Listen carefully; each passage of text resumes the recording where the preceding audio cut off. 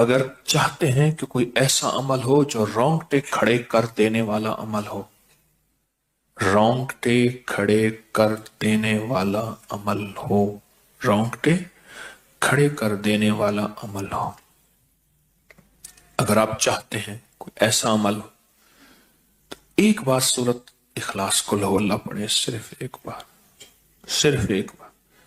سورت اخلاص پڑھیں، صرف ایک بار. اور جب پہنچے نا اللہ الصمد قل هو اللہ احد اللہ الصمد. میں یہاں بھونٹ پورا میں کچھ دن رہا اور ایک صاحب میرے پاس آئے، مجھ سے کہنے لگے کہ میرے اوپر کسی نے ایک ایسا کالا جن اور ایسا خطرناک جن مسلط کیا ہے کہ جو میں آنکھوں سے دیکھتا ہوں اور میری بیوی آنکھوں دیکھتی ہے، بچوں کو نظر نہیں آتا، کوئی گھر میں آئے اس کو نظر نہیں آتا، میں آنکھوں میں دیکھتا ہوں. کہنے لگا ایسے دیوار کے اندر چلا جاتا ہے، پھر دیوار سے باہر نکل آتا ہے، چھت کے اندر جاتا ہے اور چھت پھٹتی محسوس ہوتی ہے، ہم ڈر کے بعض اوقات ہٹ جاتے ہیں کہ چھت پھٹی ہے گر نہ جائے، پھر وہ مل جاتی ہے، پھر ایسے چلا جاتا ہے. وہ کالا جن ایسے چلا جاتا ہے، ایسے آ جاتا ہے. کہا کہ اسے کسی نے ہمارے اوپر مسلط کیا ہے.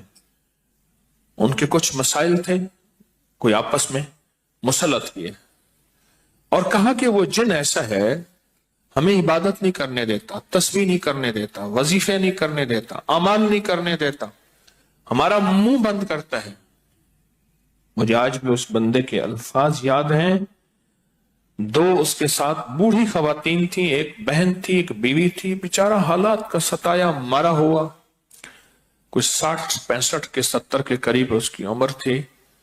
کہنے لگا کہ جب میں قل هو اللہ پڑھتا ہوں تو اس کی گرفت ڈھیلی پڑ جاتی ہے، اور جب میں پڑھتا ہوں نا اللہ الصمد، تو کہا کہ اللہ الصمد پڑھتے ہی وہ ایک دم دور ہو جاتا ہے، ایسے جیسے کسی چیز کو کوئی دھکا دے اور وہ چیز دھکے سے ایک دم دور ہو جائے. اللہ الصمد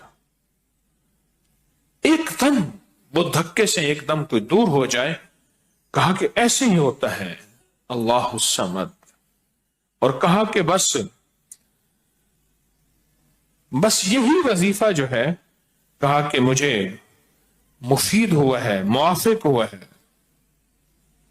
یہی وظیفہ. اور کہا کہ بس اب میں صرف یہی وظیفہ پڑھتا ہوں.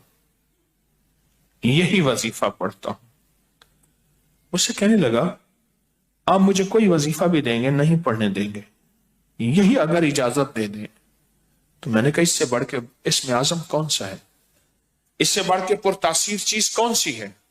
میں آپ کو یہی وظیفہ دے دیتا ہوں، آپ اسی وظیفے کو پڑھیں. پھر میں نے اس کو ایک ترکیب بتائی، آپ کو ہی بتاتا ہوں، شاید میں زندگی میں پہلی دفعہ بتا رہا ہوں یا پہلے بتائی ہوگی، جہاں تک میری یادداشت ہے پہلی دفعہ بتا رہا ہوں. یہ نہیں کہ چھپاتا ہوں، دعویٰ تو پھر بھی نہیں کر سکتا، بھول جاتا ہوں پھر یاد آتی ہے بازو کا. اب وہ چیز آپ کو عرض کر رہا ہوں. میں نے اسے کہا صرف ایک دفعہ سورۃ اخلاص پڑھ، اول آخر 3 دفعہ درود شریف. رونگٹے کھڑے کر دینے والا عمل، اس کا نام جو میں نے سال سے رکھا ہے رونگٹے کھڑے کر دینے والا عمل. حدیث میں آتا ہے، مفہوم ہے کہ جب بندے کی اضطراری کیفیت ہوتی ہے، بے چین، بے قرار، پریشان ہوتا ہے، مضطر، اس وقت عرش الہی ایک دم میں حرکت میں آتا ہے، رحمت متوجہ ہوتی ہے اور اللہ کا عرش ہل جاتا ہے. رونگٹے کھڑے کر دینے والا عمل، ایسا عمل جس میں انسان جو ہے بس ایک پل میں ایسے بے چین بے قرار ہو. اس کی ترکیب یہ ہے کہ والا کر درود پاک 3 بار، ایک دفعہ سورۃ اخلاص پڑھیں، اور پڑھ کے جب اللہ الصمد پہ پہنچے نا تو اس کو ہلکا ہلکا دل میں دہرائیں، اللہ الصمد اللہ الصمد، دہرائیں، توجہ سے دہراتے جائیں. پہلے الفاظ آتے ہیں اور سے سنیے گا، پہلے الفاظ آتے ہیں، پھر کیفیات آتی، پہلے الفاظ آتے ہیں پھر کیفیات آتی ہے، پہلے الفاظ آتے ہیں،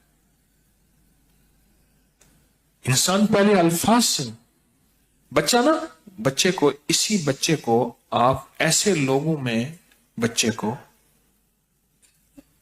ایسے لوگوں کے ساتھ پلنے کے لیے جو بول نہیں سکتے، بچہ کبھی نہیں بولے گا، ہوں ہاں کرے گا، کرے گا، بول نہیں سکے گا، کیونکہ بچہ الفاظ چنتا ہے، پھر وہ الفاظ بولتا ہے، پہلے الفاظ ہوتے ہیں۔ کسی نے پوچھا، حضرت میرا دل ذکر نہیں کرتا، بس زبان سے کرتا ہوں۔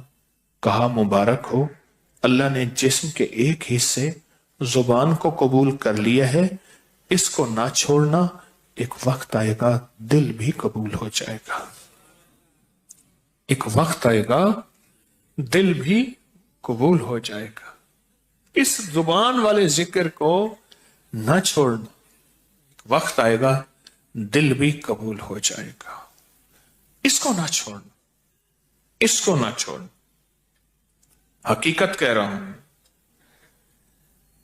میں نے اس سے کہا کہ ایک ایسا کام کر، تنہائی میں بیٹھ، اور تنہائی میں بیٹھ کے نا، بس صرف تو ہو، اللہ ہو اور بندہ ہو، تنہائی میں بیٹھ، اور تنہائی میں بیٹھ کر، تنہائی میں بیٹھ کر آپ نے ذکر کرنا، تنہائی میں بیٹھ کر آپ نے ذکر کرنا، تنہائی میں بیٹھ کے، اور اللہ الصمد کی ضربیں لگانی ہے دل پہ، دل پہ، دل پہ۔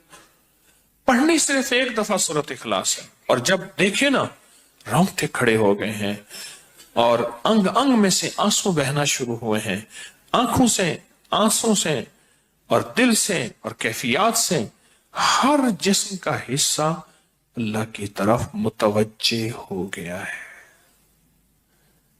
ہر دل کا حصہ، ہر جسم کا حصہ، ہر رگ رگ رگ رگ رگ رگ اللہ کی طرف متوجہ ہو گئی ہے۔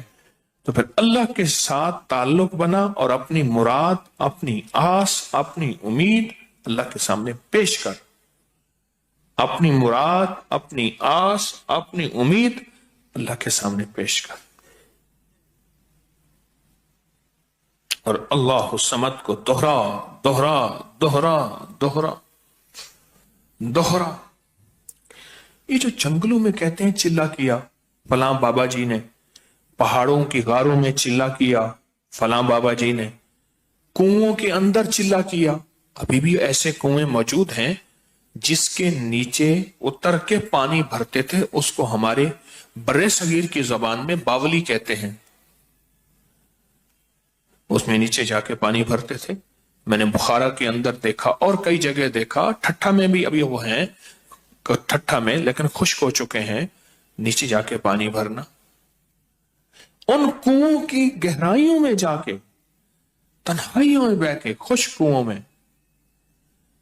اللہ الصمد اور ذکر، اس کی وجہ اندر تنہائیوں میں۔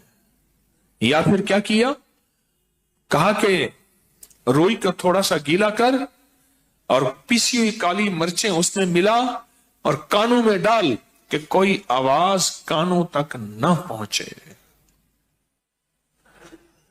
میری اماں رحمت اللہ علیہ کے پاس طوطا تھا، تو اس طوطے کو کلمہ پڑھاتی تھی، رات کو پڑھا پڑھا کے نا اس کے کانوں پہ موم لگا دیتی تھی، میں نے خود دیکھا، کانوں پہ موم لگا دیتی تھی کہ ساری رات اس کے کانوں میں، ساری رات اس کے کانوں میں اور کوئی آواز نہ جائے،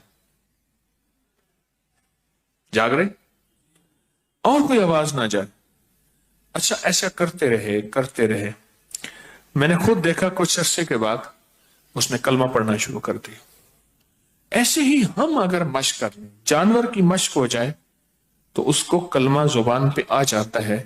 اگر ہم کبھی بھی کسی جنگل ویرانے میں، کبھی گھر کی تنہائیوں میں، کبھی کہیں بھی ایک دفعہ سورۃ قل ہو اللہ پڑھیں، اور ایک دفعہ سورۃ اخلاص پڑھیں، اور ایک دفعہ سورۃ اخلاص پڑھیں، لیکن اللہ الصمد کو بہت زیادہ دوہرائیں۔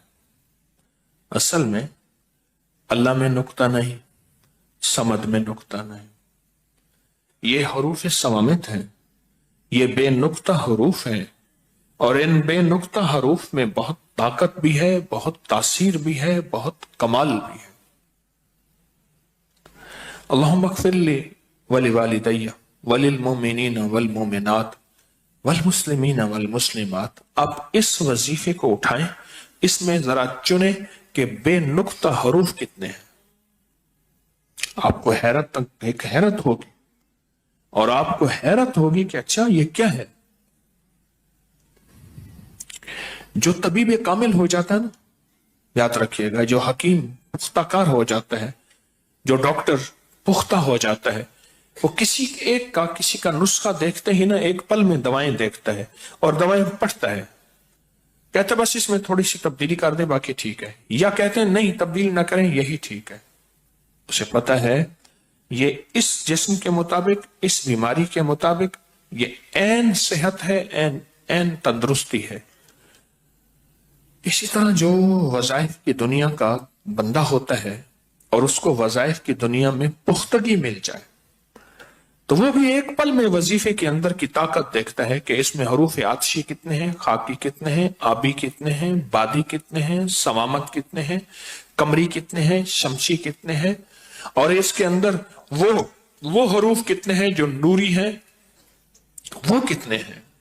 ایک پل کے اندر اسے وظیفے کی طاقت اور تاثیر، اور ایک پل کے اندر اس کے کمالات اس کے اندر کھل جاتے ہیں۔ اندیکھا جہان ہے، لاہوت ملاکوت کا جہان ہے۔ ایک صحابی حضرت معاذ بن جبل رحمت اللہ رضی اللہ تعالیٰ عنہ، وہ فرماتے ہیں کہ زندگی محدود ہے، علم لا محدود ہے۔ انہی کا فرمان، شاید انہی کا فرمان ہے کہ زندگی محدود ہے، علم لا محدود۔ تو جو علم لا محدود ہے اس کو ہم اپنی عقل سے سمجھنے کی کوشش کریں، اپنے شعور سے سمجھنے کی کوشش کریں، اپنے احساس اور ادراک سے سمجھنے کی کوشش کریں تو نہیں سمجھ سکتے۔ علم ہے ہی لا محدود، اس کی حد نہیں ہے۔ کبھی اگر آپ رونگٹے کھڑے کر دینے والے عمل کو چاہیں نا تو بیٹھ کے اس کی مشق کر لیں۔ دوسری یا تیسری مشق کے اندر آپ کو توجہات مل جائیں گی، ایک پل میں وجدان مل جائے گا، آپ حیران ہوں گے یہ کیا ہوا، اتنا جلد مجھے توجہ مل گئی، ساری عمر میں بڑی بڑی دعائیں مانگتا رہا، کبھی توجہ نہ ملی۔